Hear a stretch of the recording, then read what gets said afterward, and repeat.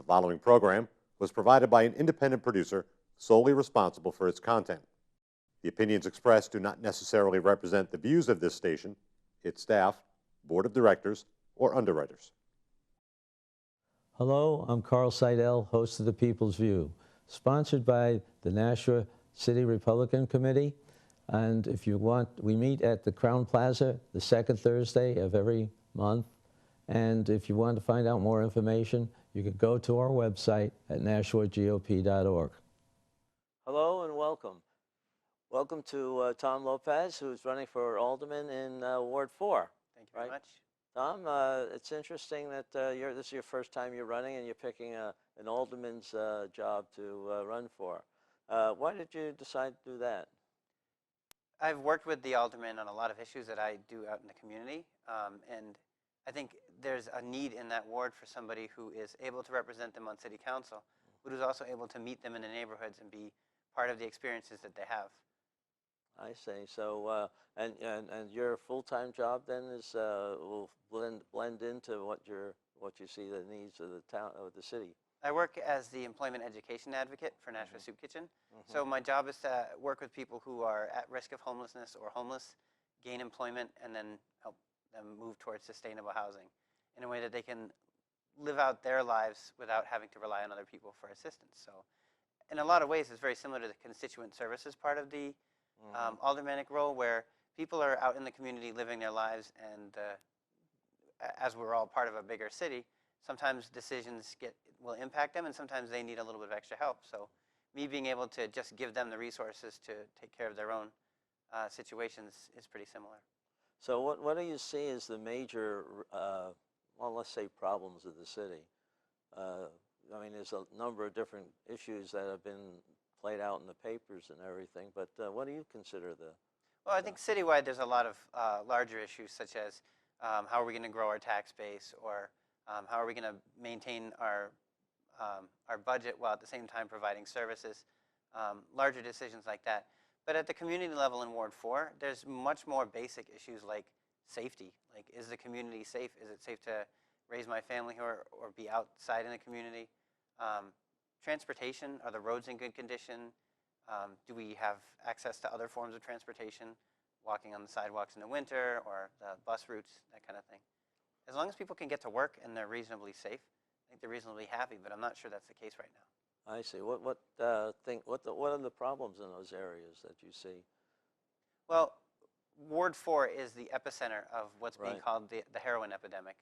And it's a combination of, we have a lot of population density there. There's a lot of different people living together and working together. But there's also a lot of need. It's one of the most economically challenged areas. So it's a vulnerable population, and there's a lot of things that happen there because it's a convenient location for it to happen. I see. So you're saying that the congestion or compactness of that area and perhaps the economic conditions are the main cause of the drug problem there? It's why they're focused in Ward 4. I see. There are other factors where we don't have enough substance abuse recovery programs. There's one reasonably sized one in New England, and it is in Nashua. It's Keystone. But there's just more people who need help than there is help for them to get. I see. How would you as alderman be able to resolve that problem? Well, the city's public health department is the front lines of all of these issues, and they work very hard to try to provide services, both intervention and prevention, making sure that people are healthy and are educated as to what resources there are for help, that kind of thing. So as alderman, I would definitely be interested in making sure that the resources that are available are better known out in the communities. Okay, and what are the prime ones? I was thinking along the lines of mental health, but you seem to think there's also other ones. Well, city welfare is a great resource for acting as a touch point. If somebody is looking for help and they go to city welfare, city welfare coordinates with all of the other supportive programs in the area. And they do a very good job of efficiently leveraging that communication, because if there's another group that does a specific job better, why reproduce that? Why not just make it a shorter route for somebody who's looking for help in that area to be able to get to it? So being able to connect people with the city welfare and the public health departments directly means that they'll have a clear and easy way to figure out where they need to go for their next step. Okay, how would that work to provide the better connection with these? Well, it does work. The public health department takes a very strong role in the city's continuum of care, which is a network of nonprofit organizations that are all working on some of the most challenging issues in Nashua when it comes to substance abuse recovery, homelessness, the economically challenged people. There are already a lot of people working on it. So okay. public health has a very strong presence in all of that. How is the drug court working in Nashua? Does that help with some of these people who? Absolutely, and it's very inefficient of us to incarcerate people who are, there's other avenues and other pathways for them to be rehabilitated in a more effective manner rather than being put in and out of a revolving jail system. It's not effective to take somebody who is committing a crime because of another reason and ignore that reason and then just put them into a system that's already overpopulated. So from what I've seen of the drug court, both in the community and through my work, it's very effective in ensuring that people don't continue down the path that they're in. Well, let's change a little bit. You mentioned that transportation is a little bit of a problem in the city too. What would you do as an alderman to improve that area? Well, not having any bus transportation on Sunday is it's an economic decision, but at the same time, it's also an issue of ridership because if I'm the city bus, I don't want to pay a driver and set up a route if I don't think anybody's going to ride it. But on the other hand, nobody's going to demonstrate that they're going to ride it if they don't know that it's even an option or that there's interest. They have a regular meeting of riders on the bus that the community could be going to and providing transport or providing input, and there isn't really a general awareness that it even happens. I see. That's true too. I don't remember hearing it or something like that. You want in the paper or have a or meeting maybe with just go door to area. door. I mean, if you're representing a community, you should take ownership of it and make sure that the different community members actually know what's going on. I think it's too easy to just advertise or put a sign up or promote on social media when what is happening in the community, in particularly smaller neighborhoods where they don't have regular internet access or they may not be able to afford a paper, it's all person-to-person interaction. It's door-to-door. Right. So if you're willing to represent the city and go out and say, look, this is happening, if you have concerns about this, maybe you should speak up. Or ride the bus, talk to the people who are on it and are sitting there every day, get their input, and then invite them to be part of the conversation. Have you done any of that in part of your campaigning? Absolutely. Yeah, my campaigning is mostly just knocking on doors and Right. reaching out to people directly. So you've heard all these problems, and you think that something like that would be operating for the world citywide? Well, Ward 4 is a difficulty for the rest of the city. Uh-huh. Having the highest concentration of crime and poverty and the lowest voter turnout, it creates problems for the rest of the city. So being able to engage people in caring for their community and being involved is something that's absolutely necessary for Ward 4. And it's something that could turn the people who are most experiencing difficulty into an asset, into people who could be pitching in to help, either giving ideas or volunteering their service or their talents. So it will help the rest of Nashua to more positively engage the people in Ward 4.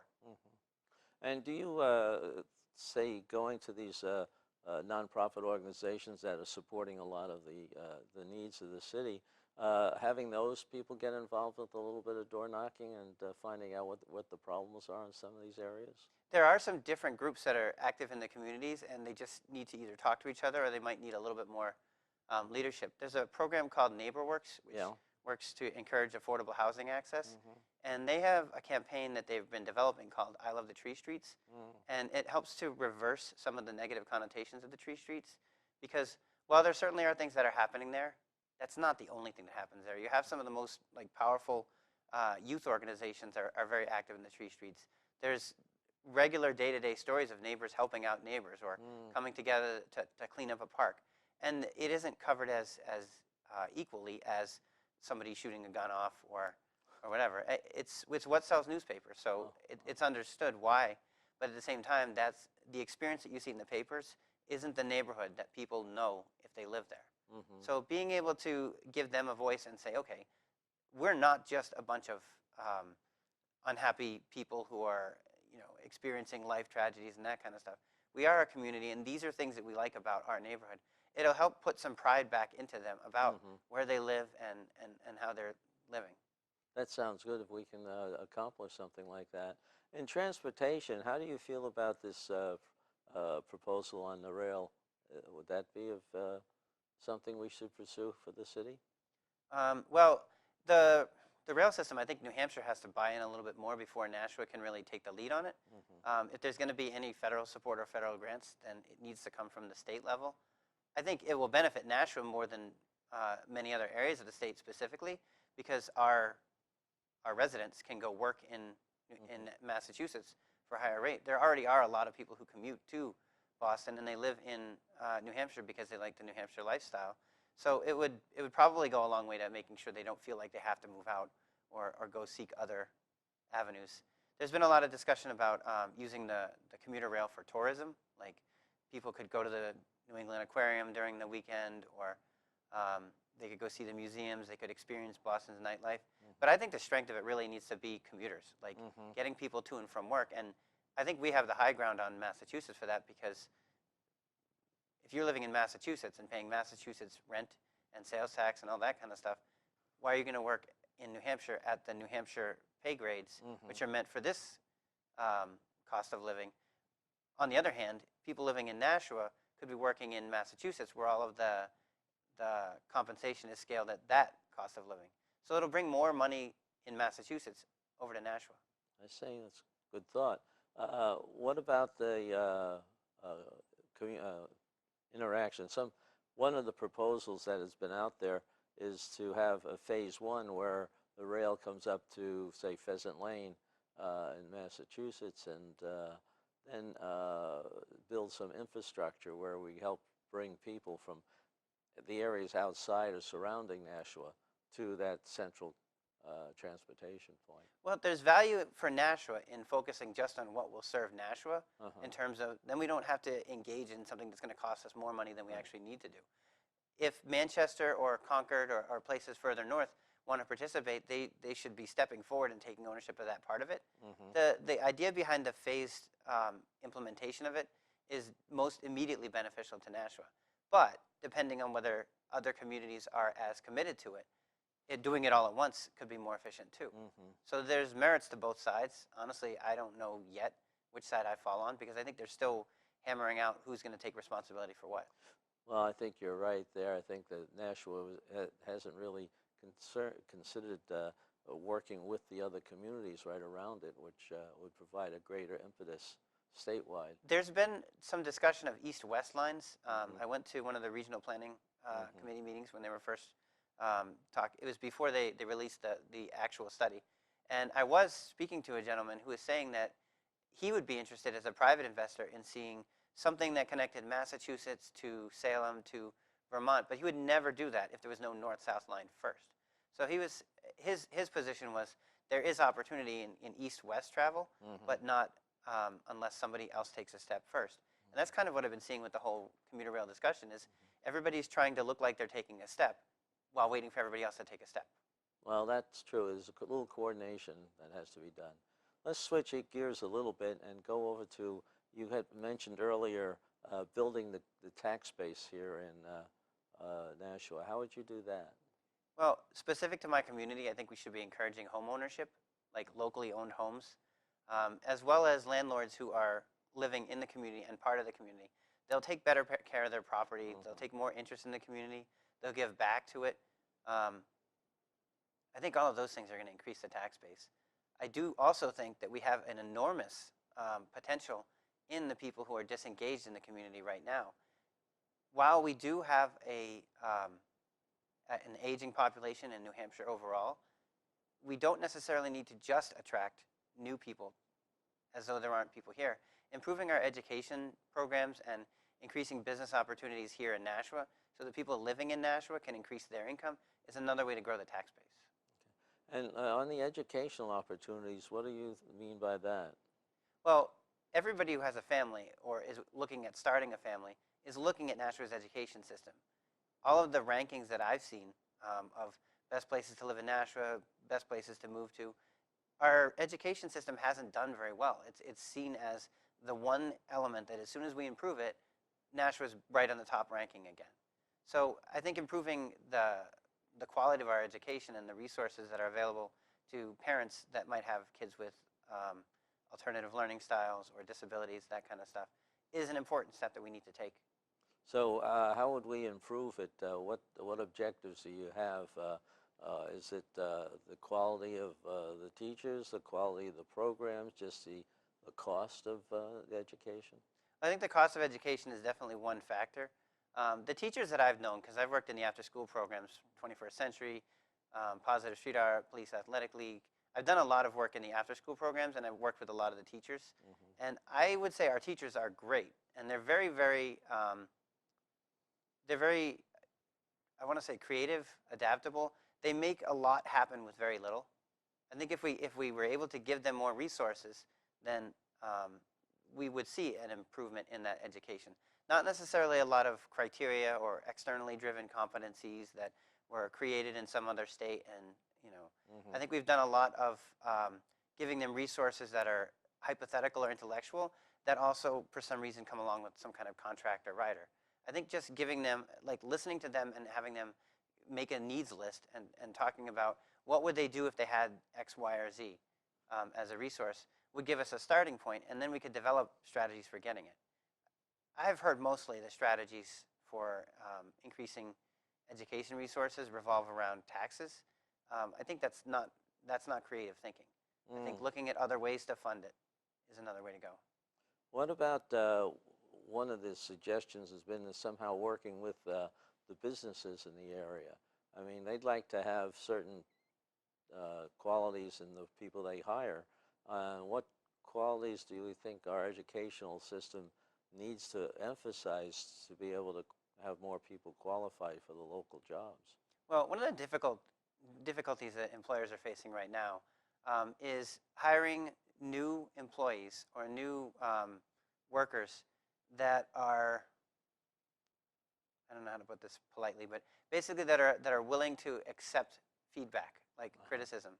And there was a study done by a professor in UNH who basically pointed out that the building of positive self-identity has created a negative impact on children's ability to experience failure or to experience setbacks. And because of that, they're entering the workplace with inaccurate expectations of their own abilities.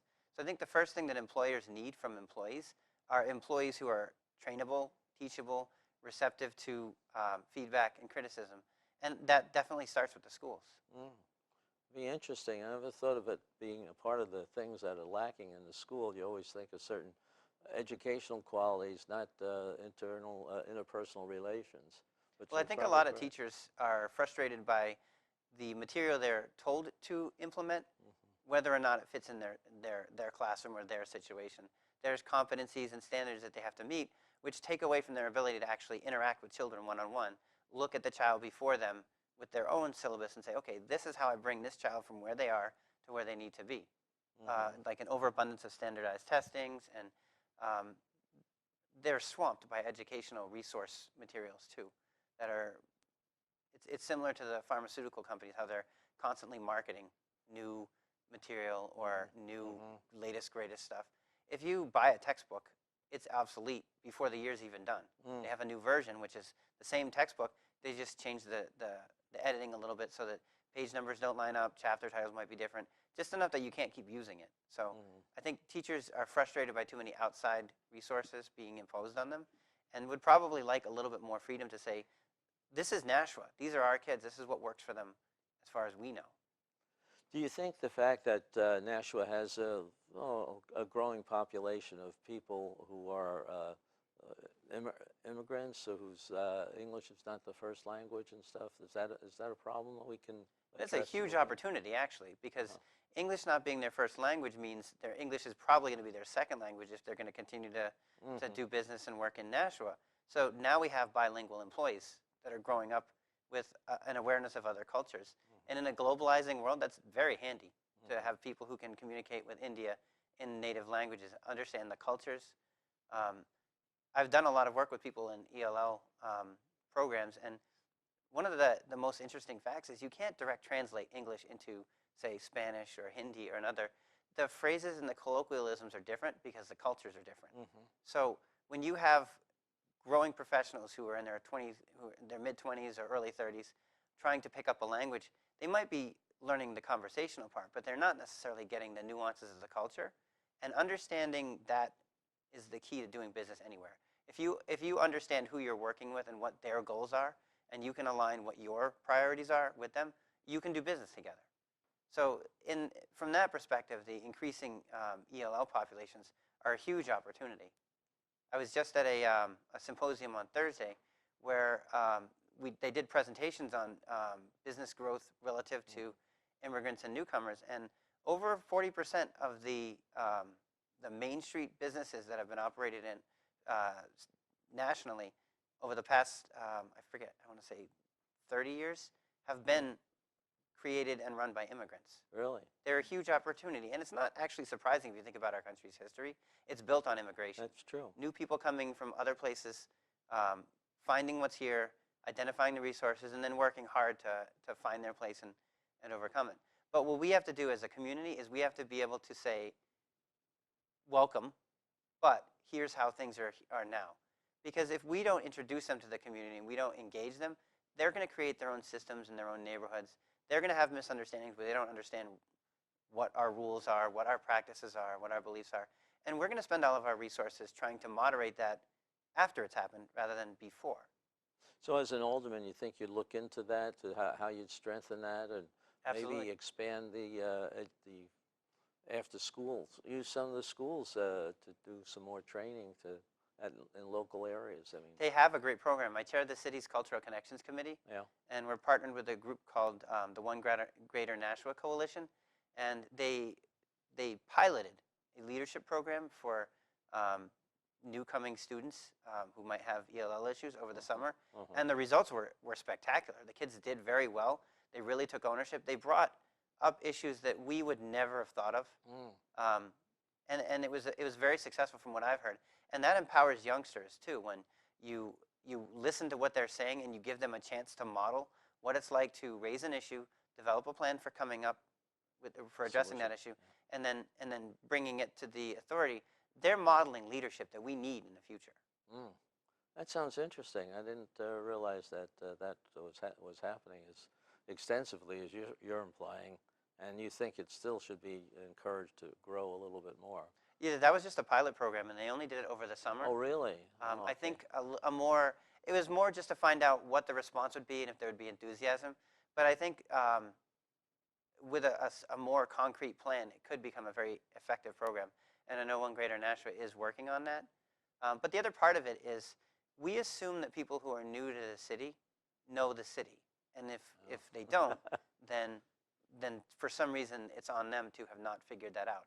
I know as somebody who came to Nashua, I've been living here for 15 years, and I've learned more about Nashua in the last 3 years than I have before, because I'm working on a series of murals which require me to be looking up different buildings, talking to native Nashuans, finding out what is where.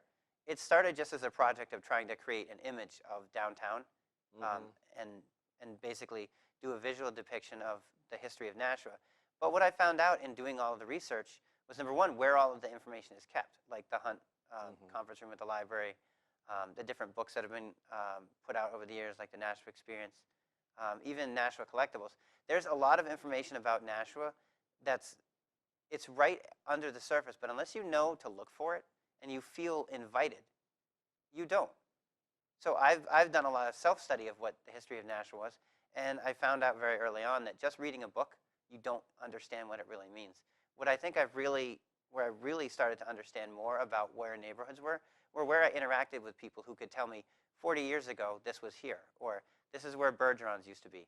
This is where the Modern was. Before Alex Shoe Store, there was Miller's.